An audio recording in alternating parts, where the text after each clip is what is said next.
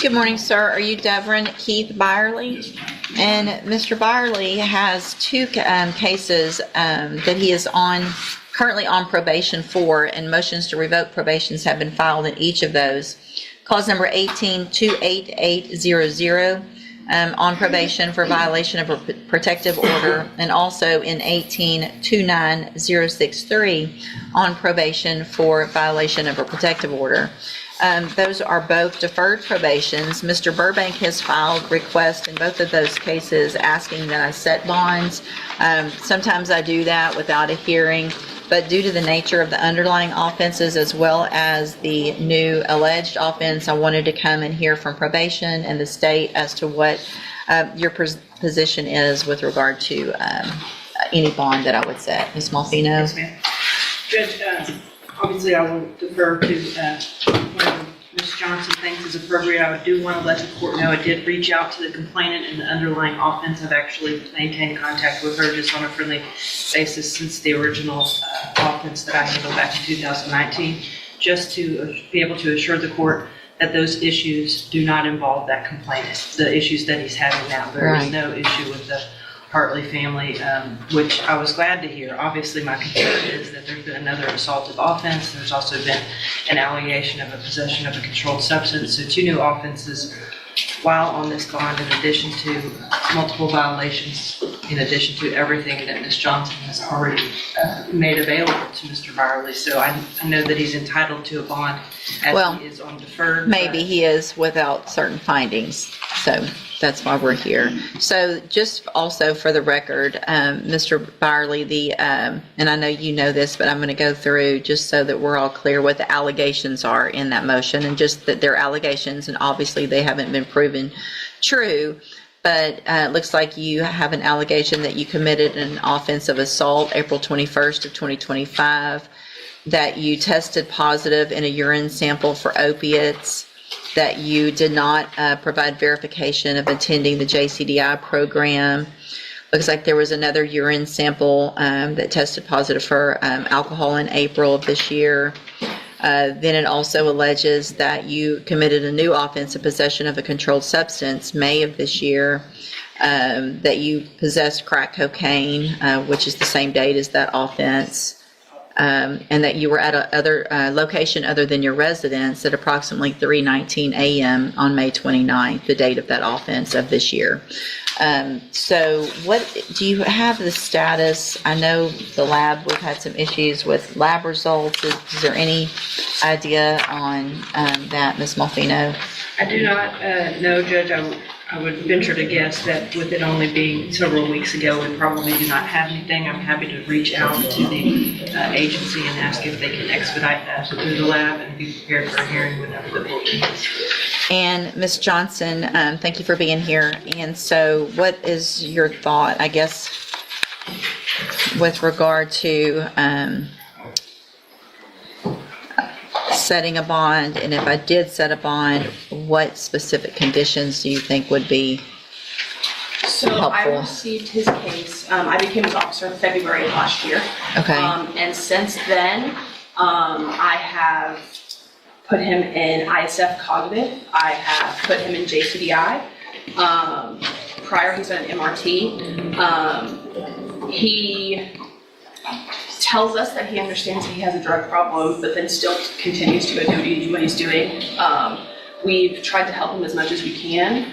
And I went and visited him, I believe last week or 2 weeks ago, and he told me the reason he would need a bond was so he could go work out of the county. And I don't think that's a smart decision. If you put him on bond, I would say a drug patch would be smart. A GPS would be smart, but ultimately, Your Honor, it's up to you, but I don't think a bond is a smart decision. Yeah, I don't either. Can I have? You may. Go ahead. Can I ask her a question? When did you place him on JCDI? Do you have a date of when this started? When was he actually placed in? Was it 2019 when he was placed on probation? For probation? Yes. 2019, May 13th. When did you place him on JCDI? Was it just recently? Yes, sir. It was in the last February of 2025. Okay, so what changed between 2019, February 25, to say, now you need JCDI? His drug intake went up.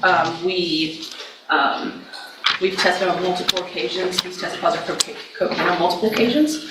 And we believe outpatient would be the best for him. He had spoken to me briefly as well that he had some issues he wanted to talk through. He had some family issues he wanted to talk through. So we got him in front of a counselor, him getting the drug treatment is what he needed. He agreed with us, that's what he needed. So he believes that outpatient program is the best option for him. Did he go to JCDI? He did. He did test positive on multiple occasions. He drank at one point and he admitted that to us.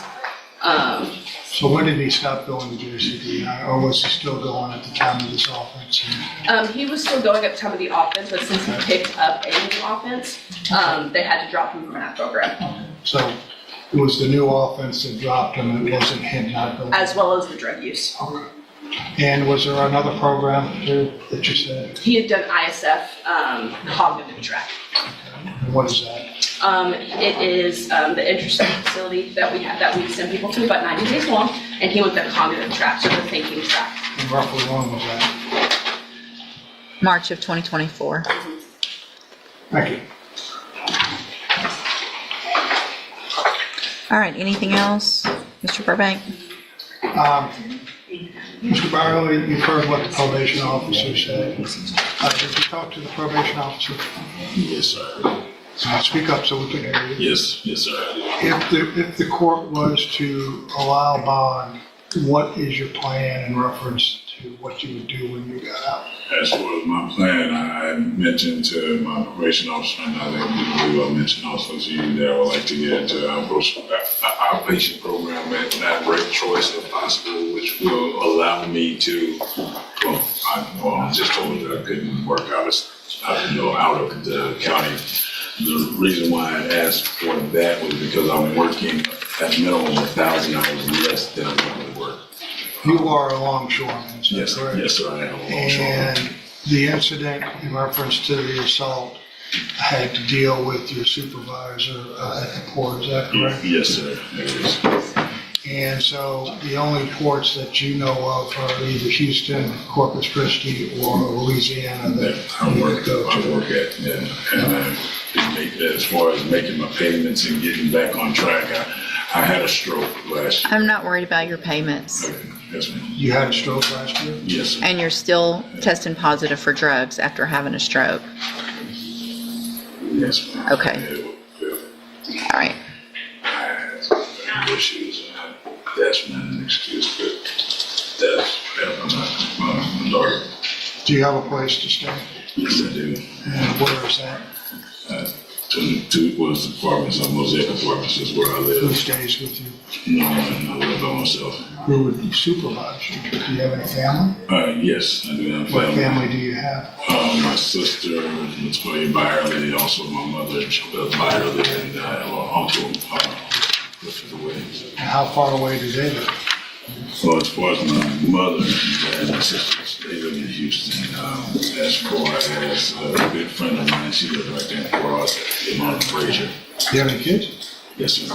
Where are they? I have one in, she's a cheerleading coach at Iowa State University. My son is in, I got two kids here in Beaumont. One that I'm not allowed to see, and then also Tristan. I just reconnected with Tristan, my 11-year-old. Mr. Byerly, just one last question. Yes, sir. How can you guarantee this court, if released, that you wouldn't be taking either alcohol or drugs pending the outcome of this hearing?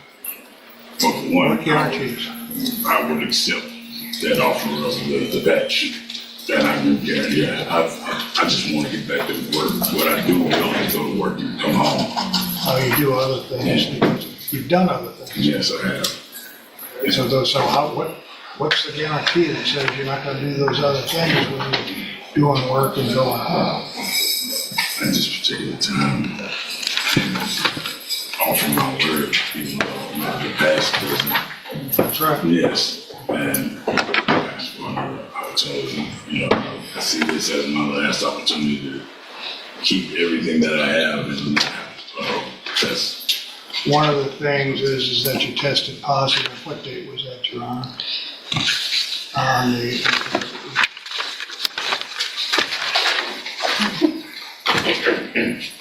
I don't know, Mr. Burbank. What date is it? no, I was wondering what date it was on the allegation. There's a date of April, if I may. Go April ahead. 29th, April Did you 15th. test positive for alcohol back on that date? Yes, I did. And was there a date also of positive for cocaine? Was there? Yes. Yeah, there was. So those allegations are true, correct? Yes, I did.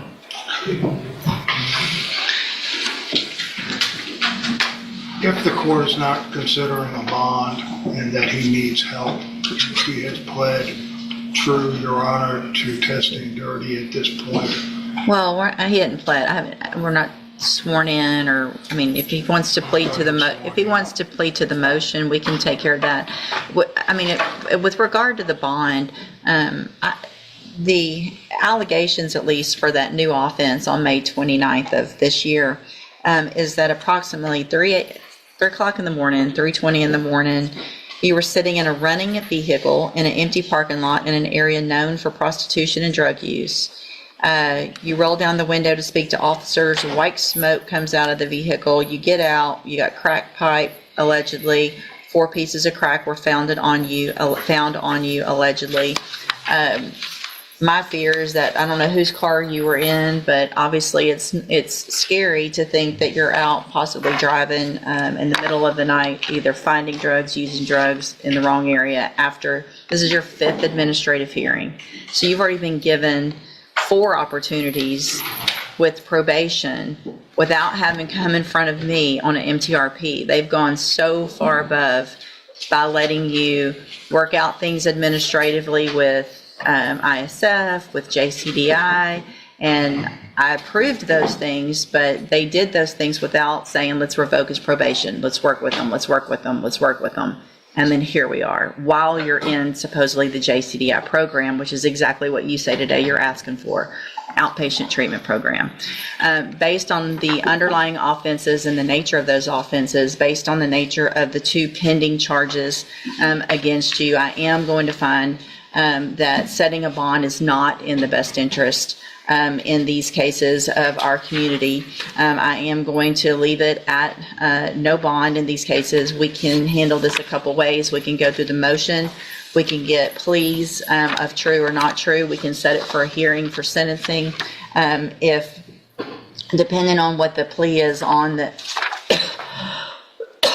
excuse me, the new charge of possession, we can get with the lab and I can ask them to get that done before that hearing. We can take care of that at that hearing. Right, I mean, I'm advising not to enter a plea in reference to the new offenses until we know exactly what it is. And That's fine. there may be a question I on think that. we can get that taken care of if I make that special request that they get that done in time. Do you want to go through the motion today? Besides the new offenses, yeah. Well, I'm going to go through the whole motion. He can enter pleas of true or not true. Okay. Mr. Byerly, raise your right hand the best you can. Excuse me. Do you swear or affirm the testimony you're going to give in this hearing will be the truth, the whole truth, and nothing but the truth? Yes. All right, let me get this pulled up that way. I think I can do it. So, will he waive the formal reading of the motion? Be well, Your Honor.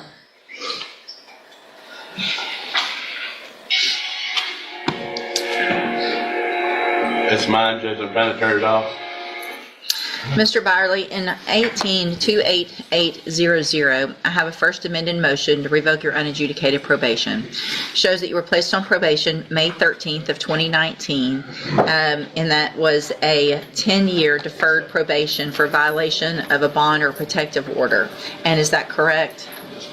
And then in cause number 18-29063, that's what I need, thanks. Correct. I also have a first amended motion to revoke your unadjudicated probation. It also shows that you were placed on probation May 13th of 2019 for the offense of violating a bond or a protective order, 3rd-degree felony, and that was a 10-year deferred probation. Is that also correct?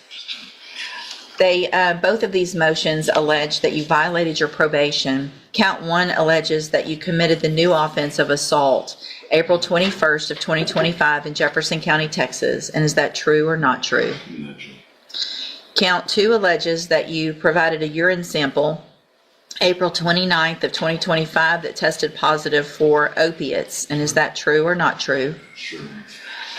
Count 3 alleges, in each case, that you failed to provide verification of attending the JCDI program as ordered. Is that true or not true?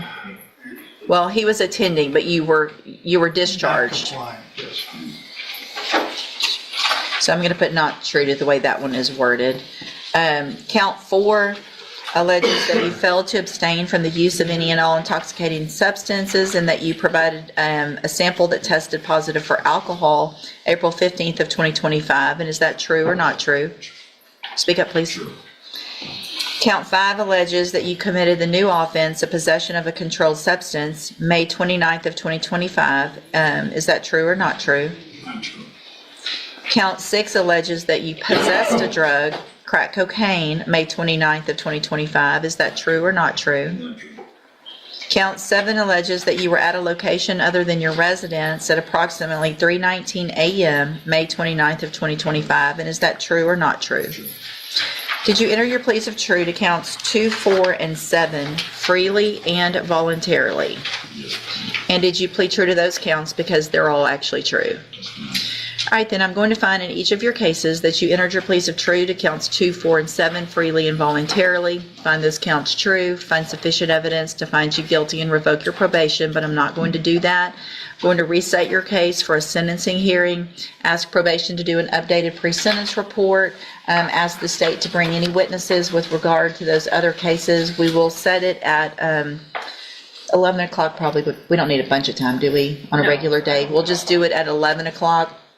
And if you need me to call the lab for any reason to make sure that that gets done as quickly as possible so that Mr. Burbank has notice of those results, then just let me know and I'll help take care of that if we can get that expedited. All right, we'll see y'all back at sentencing. Maybe excuse that. Yes, sir, thank you. Good morning. Are you Jacqueline Young? And Mr. Lewis, will your client waive the formal reading of the indictment and the motion? He does, Judge.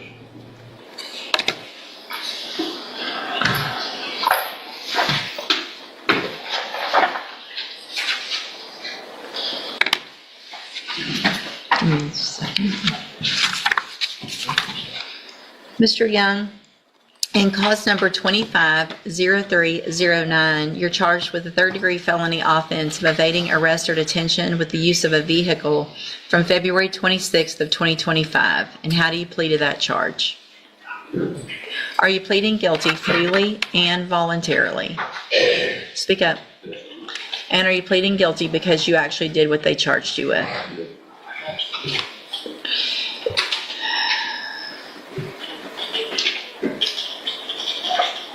I have here on the computer some documents that have your signature on them that the state has marked as exhibit number 1. Before you signed these, did you go over them with Mr. Lewis? Speak up. Because let me tell you something. I bet you're not talking that low when you're acting up like all these jail incident reports tell me. When you're calling names and you're acting a fool out at the jail. So use your big boy voice and answer my questions just like you do when you're acting nonsense to those correctional officers out there. Because I bet you're not whispering to them, are you? Are you? Okay.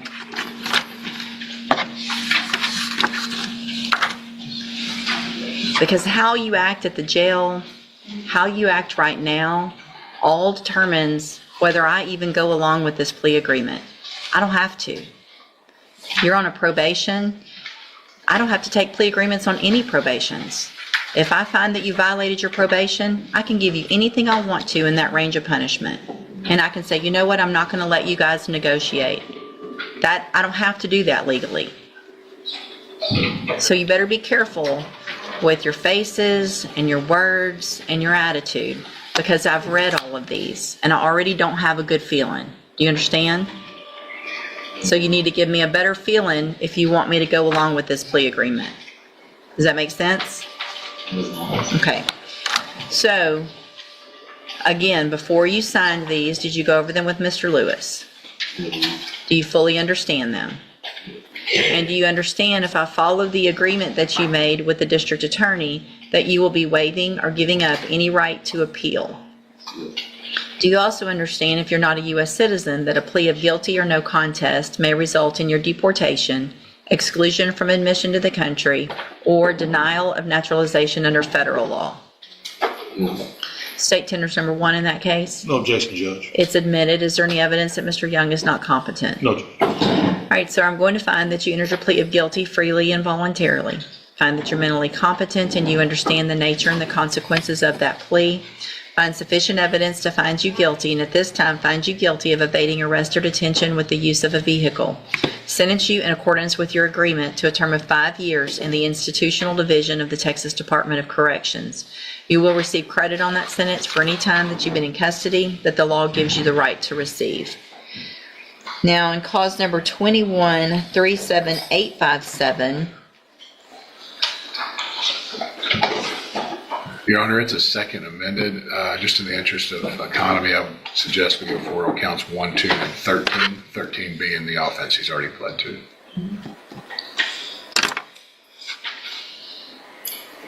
okay, let me look at it. Thank you. I got it, thank you. So I have a second amended motion to revoke your community supervision.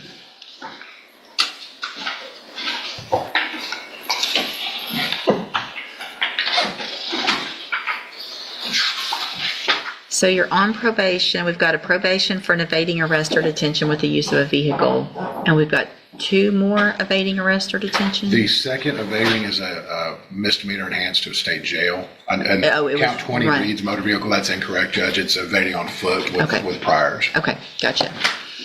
So this shows that you were placed on probation August 29th of 2022 for evading with a vehicle, and that was a 10-year sentence in prison that was probated for 5 years. Is that correct? And the state's elected to proceed on counts 1, 2, and 13. Count 1 alleges that you failed to report as directed to the probation department on October 2nd of 2024. And is that true or not true? True. Count 2 alleges that you failed to work faithfully at suitable employment and provide verification of that. And is that true or not true? True. And then count 13 alleges that you were arrested for the offense of evading arrest or detention with the use of a vehicle February 26th of 2025. And is that true or not true? True.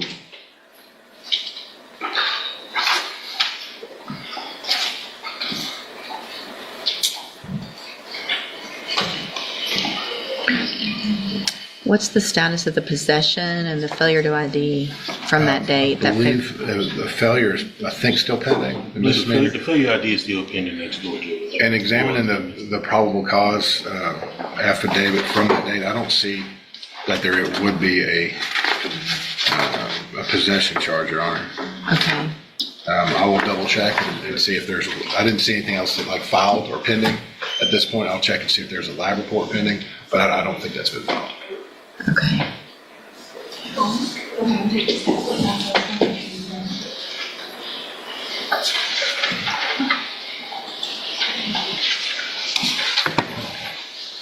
So, let me look at something real quick.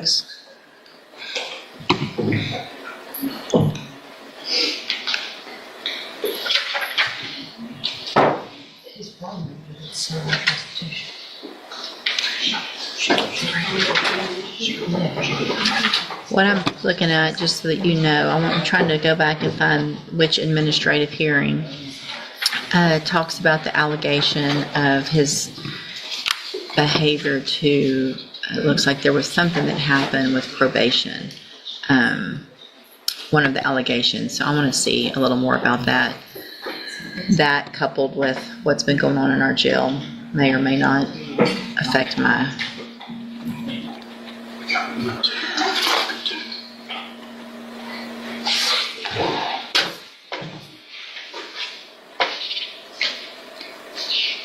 same thing.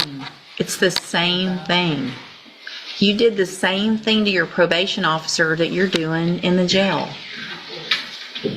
Do you really think that your probation officer is going to go on a date with you?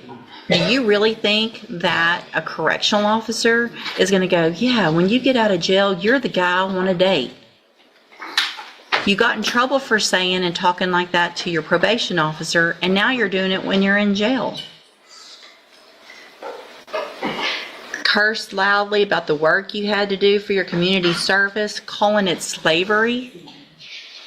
You think community service is slavery? Do you think that? No.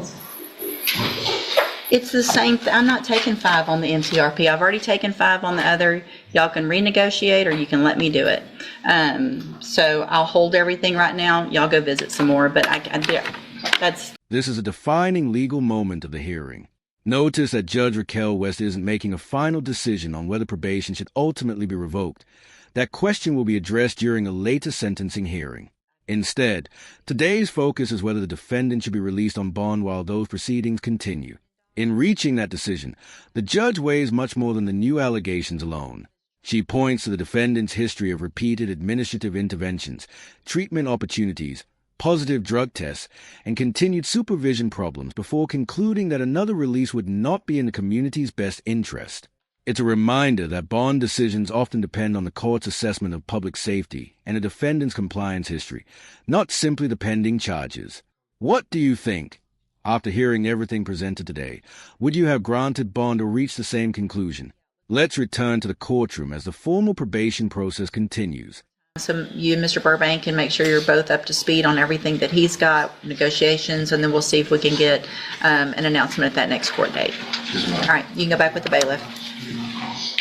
See, is Mr. Gertz? Yes, sir. Thank you. Good morning, sir. Are you Linton Arsenault? Yes, sir. And this is 242190. Mr. Arsenault is charged with failure to comply with sex offender registration requirements. Mr. LeBlanc, what is the announcement? Since I've gone over everything with him, and we thought I need to talk to Mr. Honkpower regarding the account offer. I believe it'll be something we'll have worked out. You believe it'll be what? It'll be something we have worked out, I think. Okay. And Mr. Honkpower's out this week, but he'll be back next week, right? Yes, Judge, and Mr. LeBlanc did come and get the media Okay. for this case as well. Good. I just have not discussed the offer with him. I'm happy Sure. to do so. So what I'm going to do, Mr. Arsenault, is reset your case one more time, and it'll be that last reset that'll give Mr. LeBlanc time to talk to the district attorney's office, make sure whatever offers they have, any negotiation is complete, make sure you've seen everything they have, and then we'll get an announcement at the next court date. Okay? Thank you, sir. You can go back with the bailiff. Thank you, Mr. LeBlanc. Did we already do something on this? And then He was evaluated. We started to, and we chose to have him evaluated. Okay. Good morning. Are you Esker Boykin Jr.? And this is 250351. I'm going to take judicial notice of the court's file. Mr. Boykin was examined by Dr. Krapon for competency to stand trial. I received that report dated May 21st of 2025. The finding in that report is that Mr. Boykin is currently competent to stand trial. Is there any other evidence with regard to competency, Mr. Parker? No, Your Honor. Mr. Coleman? Not from the state, Judge. All right, then at this time, I am going to find that Mr. Boykin is competent to stand trial. Mr. Parker, will he waive the formal reading of the indictment? He will, Your Honor. And just for the court record, please do a lesser included. Thank you, I see that. All right, so Mr. Boykin, in cause number 25, DCCR 0351, the state has elected to proceed on the lesser included offense of a Class A misdemeanor assault, and that is from March 5th of 2025. And how do you plead to that charge? Are you pleading guilty freely and voluntarily? Speak up, please. And are you pleading guilty because you actually did what they've charged you with? I have here on the computer some documents that have your signature on them that the state's marked as exhibit number 1. Before you sign these, did you go over them with Mr. Parker? Do you fully understand them? And do you understand, if I follow the agreement that you made with the district attorney, that you will be waiving or giving up any right to appeal? So if I follow the agreement, you can't change your mind. Do you understand? Yes, Your Honor. And are you a U.S. citizen? Yes. State tenders number 1. No objection? It's admitted. Did you have something? No. I'm sorry. All right, Mr. Boykin, I'm going to find that you entered your plea of guilty freely and voluntarily. I find again that you're mentally competent and you understand the nature and the consequences of your plea. Find sufficient evidence to find you guilty, and at this time find you guilty of the lesser offense of a Class A misdemeanor assault. Sentence you in accordance with your agreement to a term of 90 days in the Jefferson County Jail. You will receive credit on that sentence for any time that you've been in custody that the law gives you the right to receive. I'm handing you the trial court certification that shows that this was an agreement that I followed, and so you have waived your right to appeal. Good luck to you, sir. You can go back with the bailiff. Thank you, Judge. Thank you. Good morning, ma'am. You're Veronica Randall. And Ms. Randall has 2 cases, 250246 and 0247. Both are theft of property with previous convictions. And Mr. Vasquez, what is the announcement? Judge, could we ask for a short reset? Ms. Morfino's made a reasonable offer, but I need to do some research in Ms. Randall's case. All right, and Judge, I think this is Mr. Vasquez's first setting on this. A previous I setting, see you that. asked me to kind of map the indictment. It's so many priors that it almost makes you cross-eyed. yes, I think we just have a friendly disagreement on what level it is. The offer, as I have made for 4 years, TDC would be valid if it was either a third or a second. Mr. Vasquez's position is that it's a state jail. I will go back and look at it again. That is not my position. I will have another set of eyes on it, because like I said, it's so much it gets tangled up. But And Your Honor, regardless, I think it's at the very least a third, if not a second. thank you, Ms. Morfino, for your explanation. I'm sure I'll be in agreement, Your Honor. I'm just not certain right now, okay. and I'm supposed to know these things. That's okay. So what I'm going to do is one more reset. This will be the last one. Y'all take a look at all of it and all the priors and get that worked out. And then we'll get an announcement at the next court date. Either it's going to get worked out with the plea or it's going to go in the trial docket. So Ms. Randall, I want you to know that I receive jail incident reports. So everything that happens out at the jail, I get a report of. The assistant district attorney gets it, your attorney gets it. If you want me to accept any plea agreement later, this behavior needs to change. If you go in front of a jury, they're going to see these things. So you've got to follow the rules. If you want any benefit from any of us or a jury, you've got to show us that you can follow the rules and not continue what you've been doing in that jail. Do you understand? You're too old for this behavior. Right? A lot of times I'm having this conversation with my 18, 19, 20, 21-year-old boys. That's who's acting up in the jail. Not you. All right? So stop this, because everybody's going to know what you're doing. All right? Okay. We'll see you at the next court date. You can go back with the bailiff. Thank you, Your Honor. 2 weeks, okay? That just popped up on my phone. Awesome. Good for him. Good morning, sir. Are you John Wade? I am. And Mr. Wade was previously in court, entered a plea of guilty to evading detention with a motor vehicle. This is cause number 250027. I've received the pre-sentence report. Has everyone had an opportunity to review that report? Yes, Your Honor. Are there any additions or corrections? Not from the defense, Your Honor. Not from the state. All right, Mr. Wade, I'm going to find that you entered your plea of guilty freely and voluntarily. Find sufficient evidence to find you guilty. However, I'm going to follow the agreement that you made with the district attorney and defer all proceedings and place you on probation for 6 years. You're ordered to pay a $500 fine and to follow all of the rules and conditions of probation. If you do that, this is an excellent opportunity because you do not have a felony conviction on your record. And if you successfully complete the probation, at the end, the case is dismissed. You'll never be a convicted felon. The other side of that is if you violate any conditions of probation, you can be brought back into court, you could be convicted of the offense and sentenced to prison for up to 10 years. Do you understand? I understand. All right, I'm handing you the trial court certification that shows this was an agreement that I followed, and so you've waived your right to appeal. Good luck to you, sir. Thank you much. Yes, sir. Good morning. Are you Jamie Story? And Ms. Holmes, will your client waive the formal reading of the motion? Yes, Your Honor. Ms. Story, the best you can, would you raise your right hand? Do you swear or affirm the testimony you're going to give in this hearing will be the truth, the whole truth, and nothing but the truth? Thank you, ma'am. You can put your hand down. And this is cause number 231546. And in that case, Ms. Story, I have a motion to revoke your community supervision. Shows that you were placed on probation February 25th of 2025 for the offense of theft of property, a state jail felony, and that was, and I guess there must have been some priors as well, because it was a 10-year sentence that was probated for 10 years. Is that correct? I noted back in May 24, she pled to the full indictment, which made it at that point in time 33. Thank you, Ms. Malfino. The motion alleges that you violated your probation. Count 1 alleges that you violated because you failed to report to the probation office as ordered February 28th of 2025. And is that true or not true? I'm sorry, speak up, please. Count 2 alleges that you failed to work faithfully at suitable employment and provide verification of that. And is that true or not true? Count 3 alleges that you failed to immediately report to the probation officer your contact information. Is that true or not true?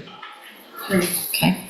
Count 4 alleges that you failed to provide verification of performing the community service hours as required. Is that true or not true? Count 5 alleges that you failed to complete the mental health evaluation and follow any recommendations of that. Is that true or not true?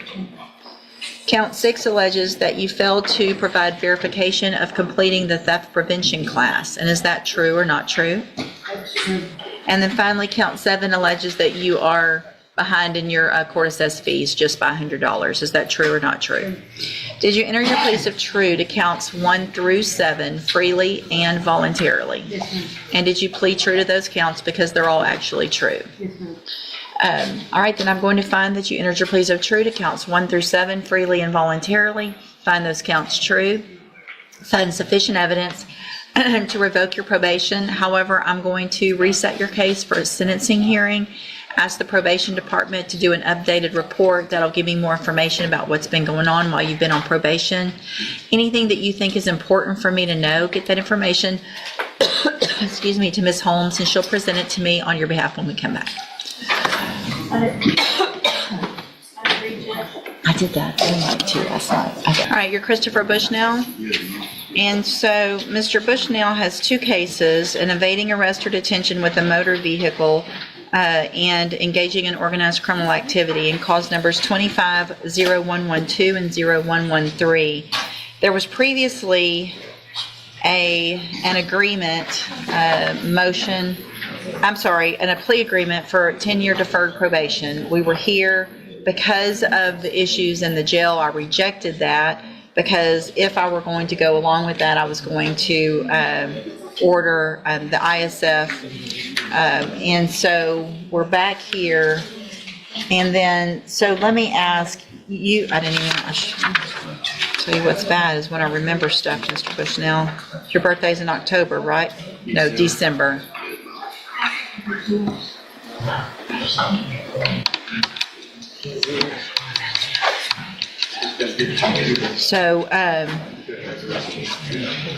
So we're getting close, but here's the problem, Mr. Bushnell. So you were here May 6th, right? And I didn't accept these plea agreements, and I got pretty upset with you because of what had been going on in jail, right? And what did I tell you? Back with no write-ups? You know how many write-ups you've gotten since May 6th? No. You want to take a guess? No. Too many to count. Too many to count. May 6th, you got, since then, 1, 2, 3, 4, 5, 6, 7, 8, 9, 10, 11. 11 more. Fighting, same things. Fighting, not following the rules, calling names. I mean, same thing.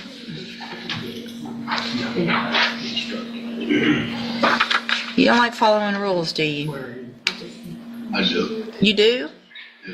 What part of calling a correctional officer the names that you've been calling is appropriate? It's not. It's not. So why would you keep doing it after I told you?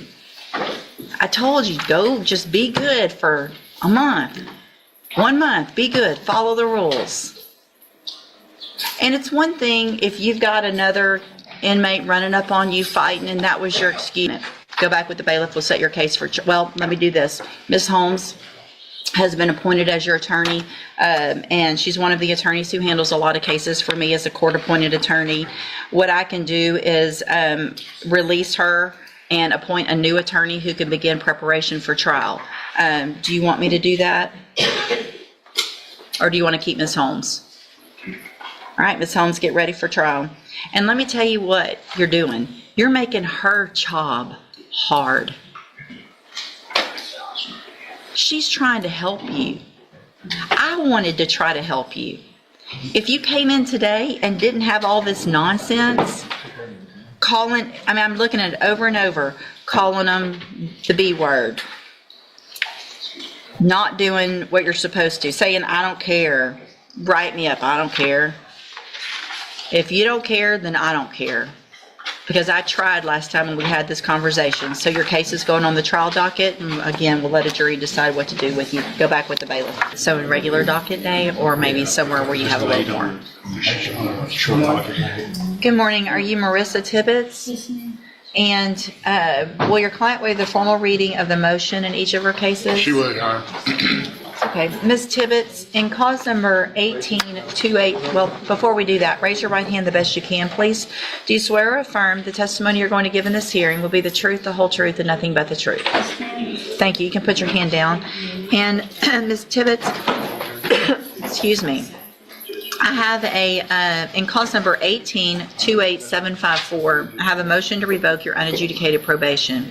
Shows that you were placed on probation October 29th of 2018 for the offense of aggravated robbery, a first-degree felony, and that was a 10-year deferred probation. Is that correct?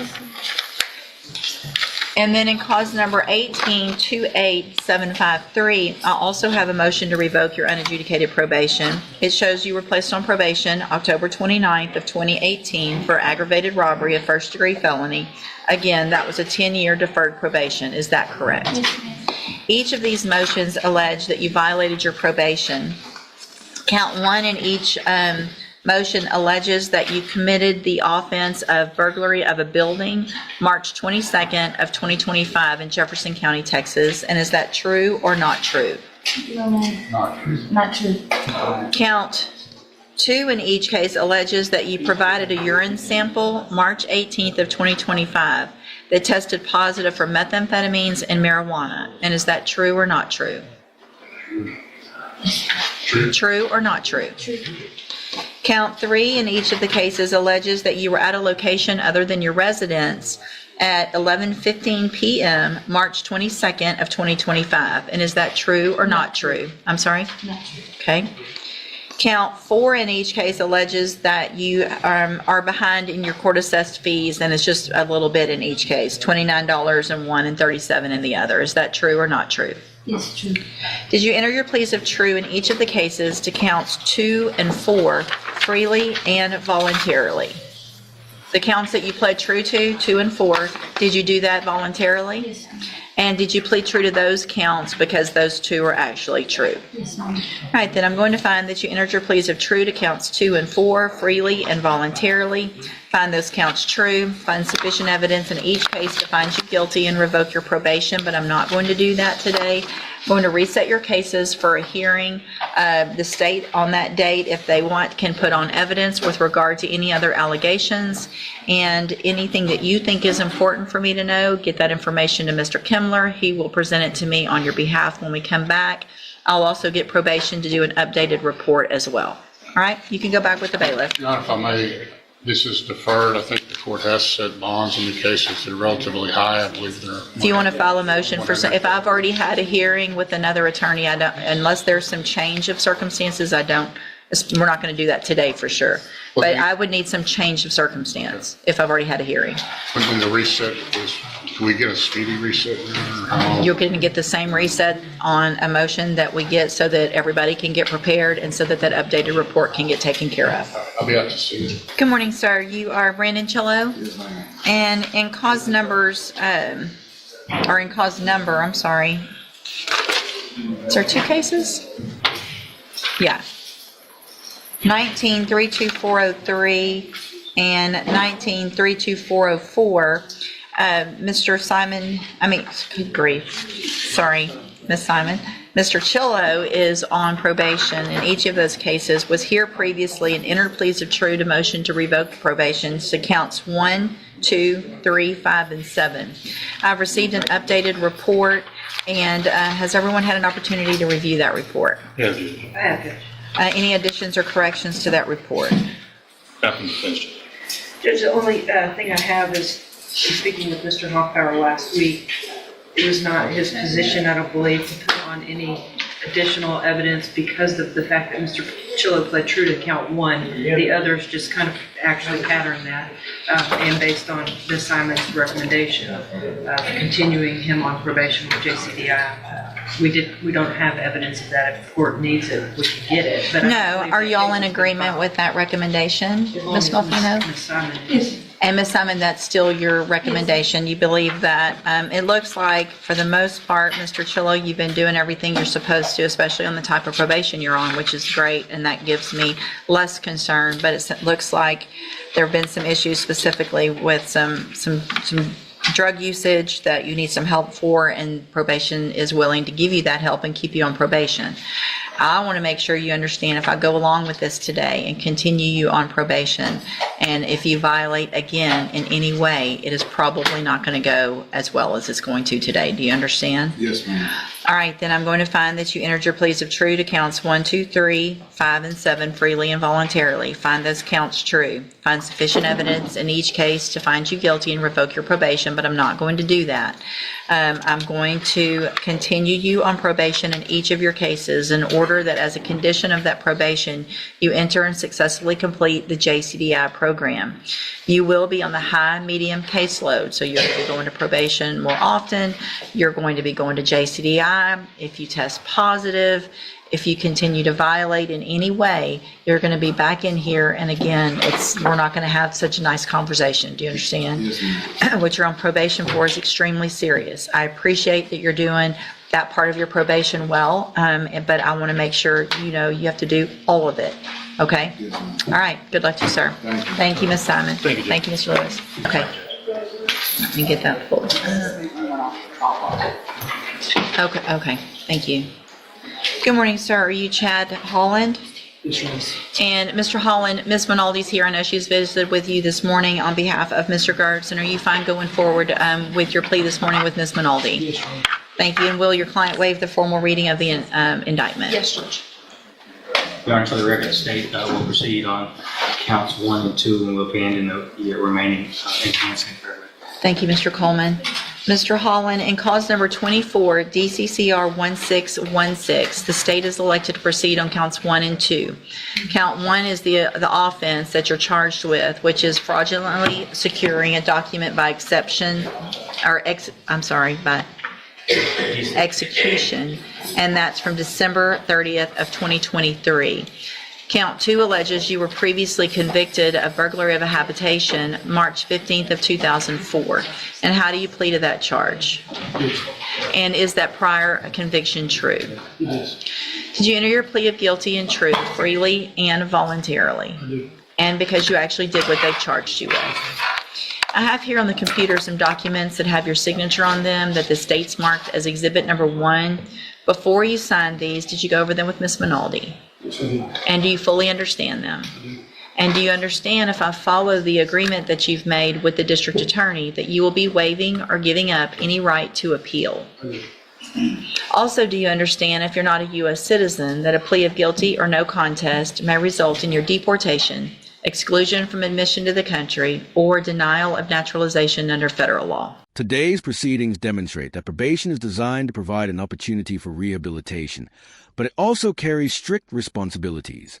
Throughout this hearing, Judge Raquel West carefully considered the probation officer's testimony, the defendant's own statements, and the history of prior treatment efforts before deciding that release on bond was not appropriate. Rather than ending the case immediately, the court moved the matter forward into the formal revocation process, allowing additional evidence and sentencing considerations to be addressed at a later hearing. The message from the bench was clear. Repeated violations, continued substance abuse concerns, and new criminal allegations can gradually erode the court's confidence, even after years of attempts to help a defendant succeed. It's another example of how judges balance rehabilitation with accountability while keeping community safety at the center of every decision. If you found this case as intense as we did, hit that like button, share your thoughts in the comments, and don't forget to subscribe for more powerful courtroom breakdowns.